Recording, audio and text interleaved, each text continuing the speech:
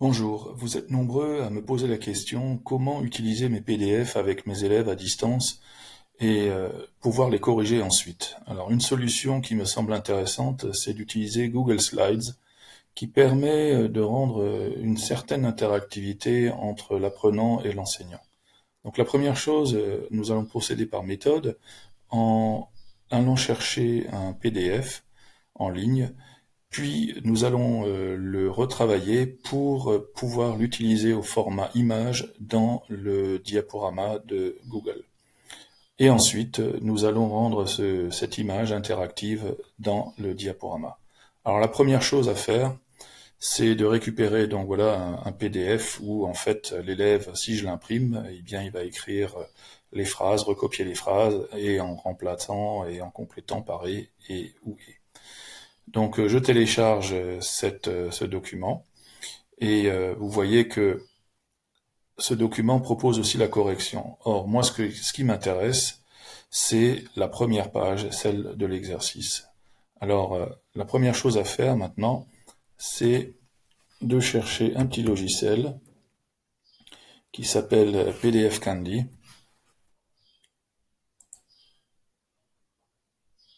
qui est en ligne, entièrement gratuit.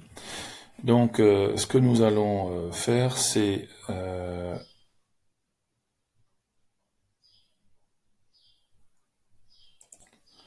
trouver l'application qui nous permet de supprimer les pages. Alors voilà, nous avons une application en ligne qui va me permettre de supprimer les pages. Je vais chercher mon document, c'est celui-ci, je l'ouvre. Alors en fonction de la connexion, il va me proposer plus ou moins de temps. Donc cette page-là, je n'en veux plus, la deuxième et la troisième, je fais supprimer. Et là, je récupère donc un document transformé que je peux télécharger sur mon ordinateur ou alors l'envoyer sur Google Drive. Donc là, ce que je vais faire, je vais télécharger cette version. Donc elle s'appelle Home être une page. Je fais enregistrer. Une fois que j'ai fini avec ça, mon Google Slide n'accepte pas de PDF. Donc mon idée, c'est de transformer le PDF en image. Donc cette fois-ci, je vais donc chercher l'application toujours dans PDF Candy, toujours en ligne. Je vais maintenant fournir le document d'une page. Je lui demande de le convertir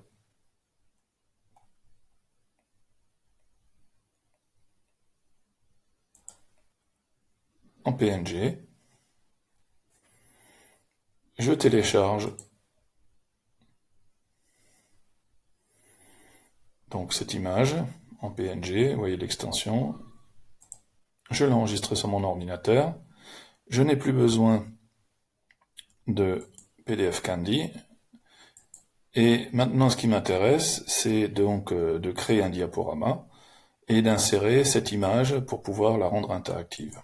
Alors cette fois-ci, je vais vous montrer une astuce. Vous tapez Slides directement dans votre barre, New, et vous allez directement créer un nouveau Google Diaporama.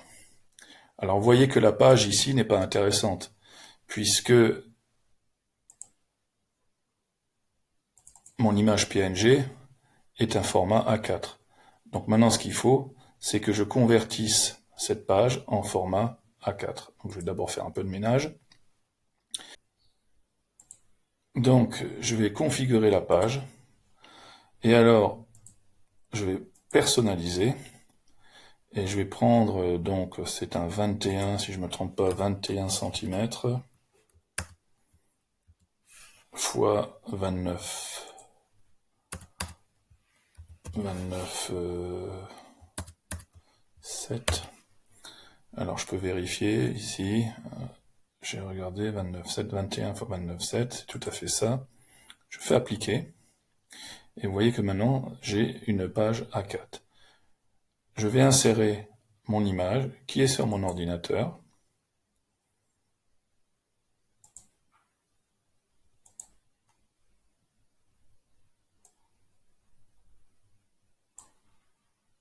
Voilà, je l'agrandis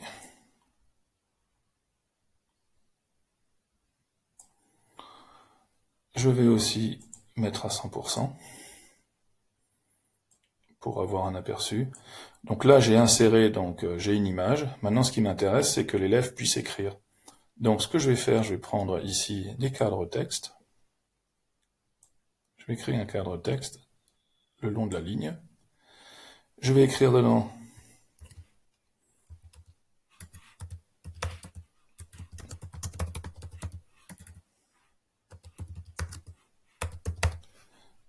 saisir la réponse ici.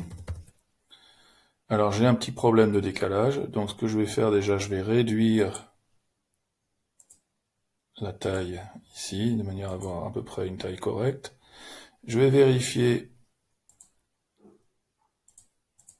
que au niveau de l'ajustement, c'est centré. Voilà, je vais même pouvoir l'incliner. Et je vais dupliquer ce cadre et le placer aux différents endroits. Voilà. Donc je vais poser pour terminer le travail. Donc une fois que mon travail est prêt, il me reste à lui donner un titre.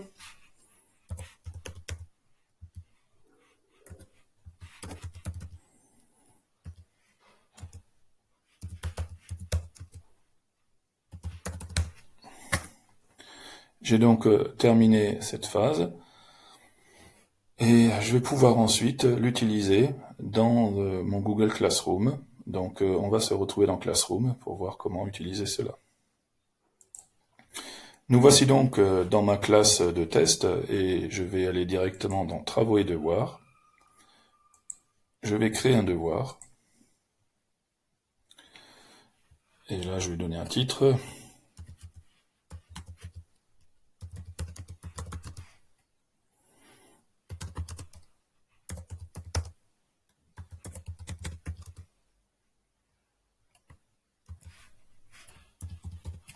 Voilà.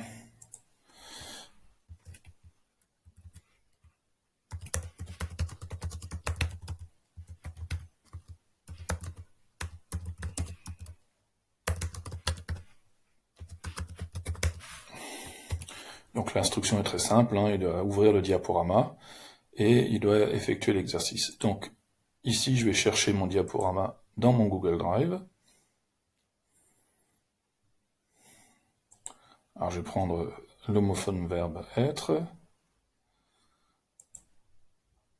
Il est accroché. Là, je vais le changer pour que chaque élève puisse répondre et me le rendre. Et je vais publier le devoir. Mais avant, je vais d'abord l'ouvrir parce que j'ai oublié de faire quelque chose.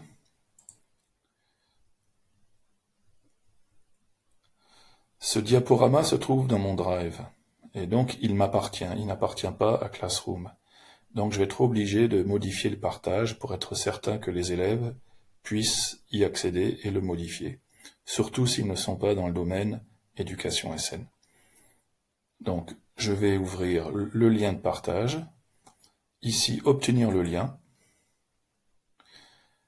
Et vous voyez que, pour l'instant, il n'est consultable et autorisé que par les personnes du ministère. Je vais cliquer sur plus. Et là, je vais activer pour toutes les personnes disposant du lien, même celles extérieures. Et ici, les personnes peuvent donc en lecture ou même le modifier. Ce n'est pas un problème puisqu'il n'y a pas grand-chose à faire à part supprimer l'image. Je clique sur enregistrer.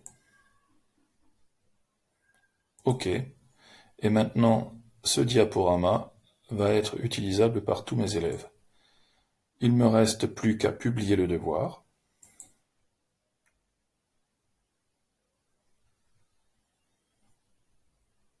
Alors parfois ça prend un peu de temps. Donc ce devoir est disponible pour mes élèves. Alors maintenant je vous propose d'aller voir ce qui va se passer au niveau d'un élève. Donc là je suis élève et je vais aller dans Travaux et devoirs, ouvrir afficher le devoir.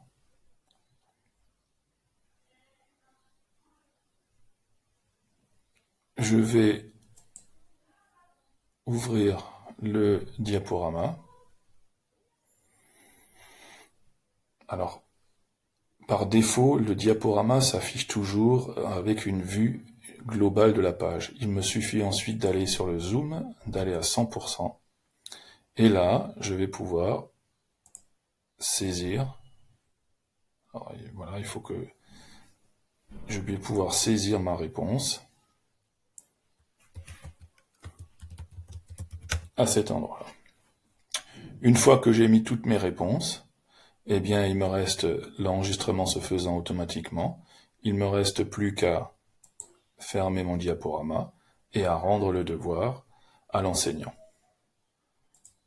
Nous venons donc là de voir rapidement comment utiliser vos PDF et les rendre interactifs dans Google Slides. Merci de votre attention et à bientôt.